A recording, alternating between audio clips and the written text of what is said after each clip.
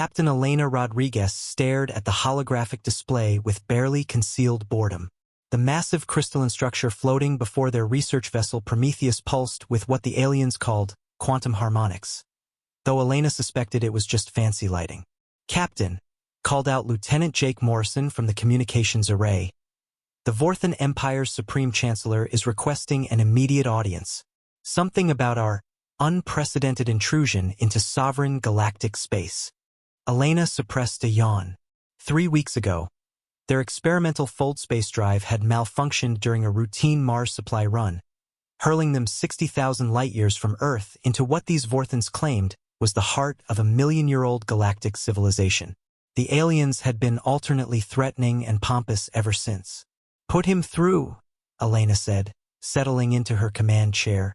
The hologram shimmered, revealing Supreme Chancellor Zyxthal, a being that looked like someone had crossed a praying mantis with a disco ball. His translator rendered his chittering into melodramatic English. "Humans of the primitive Sol system," Zyxthal proclaimed, his voice echoing with artificial grandeur. "You stand before the eternal Vorthan Empire, masters of 1,000 star systems, wielders of technologies beyond your comprehension. You will submit to our authority and—" "Yeah, about that," Elena interrupted, examining her fingernails. "We've been looking at your so-called empire for weeks now, and frankly, we're not impressed." The Chancellor's compound eyes widened in what Elena had learned was shock. "Impossible. Our civilization spans 1,000,000 years, yes, you mentioned that." Elena gestured to her science officer, Dr. Rajesh Patel, who activated his tablet. "Raj, show him the analysis." Patel cleared his throat. "Well, your quantum computers are running on architecture we abandoned 50 years ago. Your faster-than-light communication system has a lag time our teenagers would find intolerable for gaming. And don't get me started on your energy efficiency. You're barely managing 40% conversion rates. Our star forges can reshape entire solar systems," Zyxthal sputtered. "Over the course of several millennia," added Chief Engineer Maria Santos from the engine room. "Captain, I've been monitoring their industrial output. At their current rate, they could maybe build a decent space station in the time it takes us to print a coffee mug." Elena nodded thoughtfully. "And that's another thing, your empire spans 1,000 systems, but your population density is ridiculously low. What have you been doing for 1,000,000 years? Taking very long naps." The Chancellor's translator seemed to struggle with his increasingly agitated chittering.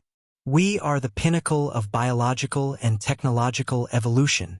Our psionic abilities—" "Oh, the telepathy thing?" interrupted Morrison. "Yeah, we figured that out too. It's just quantum-entangled neural networks. We've had the theoretical framework for decades. We just never bothered implementing it because, honestly, who wants their thoughts broadcasting to random strangers?" Dr. Patel pulled up another display. "Also, your genetic enhancement programs are remarkably conservative. You've had 1,000,000 years and you're still essentially the same species you started as. Meanwhile, we've been systematically optimizing human physiology for barely 2 centuries. Elena stood and walked to the viewport, gazing out at the Vorthan capital ship, an imposing vessel that looked like a Gothic cathedral made of living metal.